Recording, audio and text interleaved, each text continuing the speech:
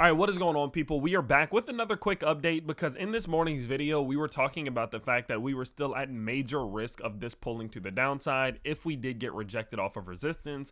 And I told you if we were capable of breaking this resistance that I would give you another update. So here we are. So what I talked about this morning was the fact that we were still at, again, major risk of this happening and that we needed to see the daily close above this previous point of resistance.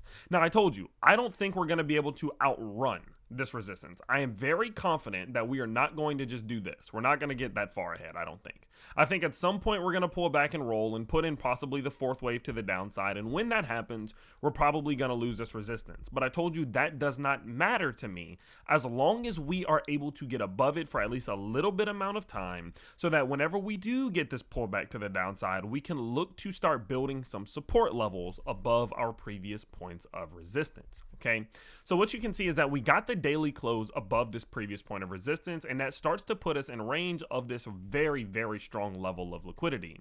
Now, it is no shocker that we went straight up through this level. I mean, you just have to look at history. Historically speaking, we just go straight down, or straight up through this level. There is not much volume in between $25,000 and $28,000. And so the move that we're seeing right now was rather expected. This was just the main cause of concern for the short term. But now that we're through it, well, what do we need to be on the lookout for now? What I would go ahead and say is that many of you are going to start to feel the impulse to really start to buy and load up right now. And trust me, I understand it.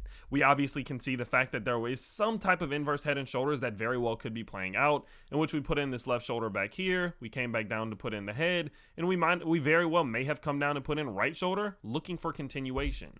If that is the case, we could go ahead and even say that our breakout target would likely take this from the distance from the neckline to the head, apply it to the neckline itself, and that gives us $42,000 for a breakout, which aligns perfectly with some of our liquidity levels back up to the top side.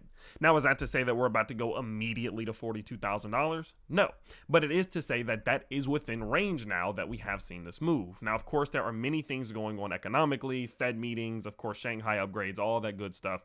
So there's a lot that's in between here and there, but many of you are going to get excited and many of you are going to want to go very long expecting that this move is about to happen. And I'm just here to say that I understand, but just pause for a second.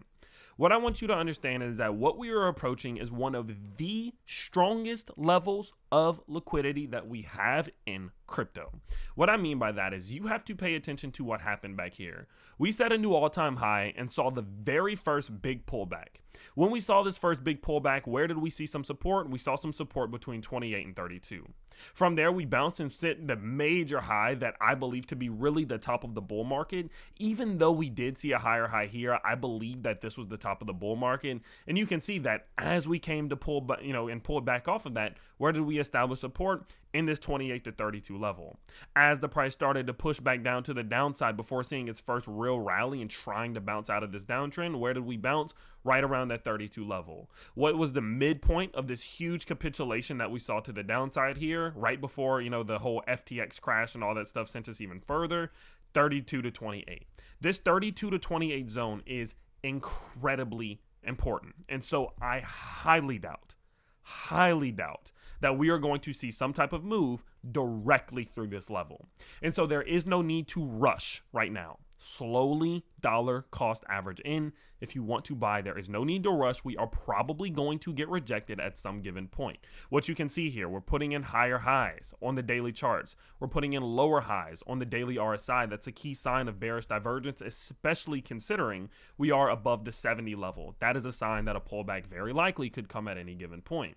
And so although I do believe, as I mentioned before, that the bottom is either in or very, very close to being in, but one way or another, we are bottoming out, and probably over the next 24 months we're going to see more green than red. There is no need to rush, and there definitely is no need to try to go super long on high leverage at this given point. What I would go ahead and say is that I do expect some type of pullback at some point to retest this $25,000 level as support. Obviously, it rejected us multiple occasions, especially after we held it as support back here. And so it would shock me if we don't come back down for some type of wave 4 correction to the downside. And what I mean by wave 4 is, of course, if this is wave 1, wave 2, wave 3, maybe up towards 30K, put in some type of wave 4 before maybe a potential wave 5 to finish out this inverse head and shoulders.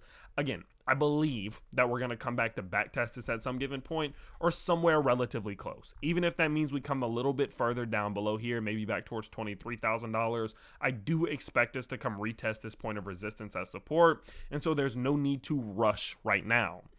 What we can see is that Bitcoin has been on a run. Bitcoin dominance itself has been on a run. So I would be surprised if this doesn't kind of slow down at some given point and allow something like Ethereum, which just broke out of its own massive resistance, some time to run. Maybe we see Bitcoin slow down a bit and the altcoins rally up a little bit more before everything else cools down. But one way or another, that does usually lead Bitcoin to seeing a bit of a slowdown, a bit of a cool down, now that it's kind of signaled to the altcoins like, hey, you can break out. We're good. We're not going to immediately get liquidated. We might still capitulate at some point, but it won't be immediate. You can start to kind of teeter in the water a little bit here, but that could possibly lead to Bitcoin slowing down and better opportunities if we do get a retest back to the downside. One thing you need to see here, daily Bollinger Bands. We are extremely overextended. Let me clear this chart and show you.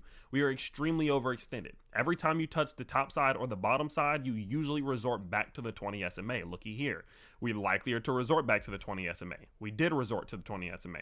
We did, right? It almost always happens. Now, there are moments like this where we run away from it for a while, but we will always resort back to it. And considering the fact that we are seeing this bearish divergence already starting to play out, it tells me that it could be a point in time where maybe the alts continue to rally and Bitcoin kind of slows down, looks to build some support before continuing, or just overall does capitulate a little bit to build a foundation to continue this move to the top side. But one way or another, my whole message for this quick update is that this is fantastic. This is a beautiful move that we absolutely needed to see to confirm this move to the upside, but please be aware that you don't need to rush.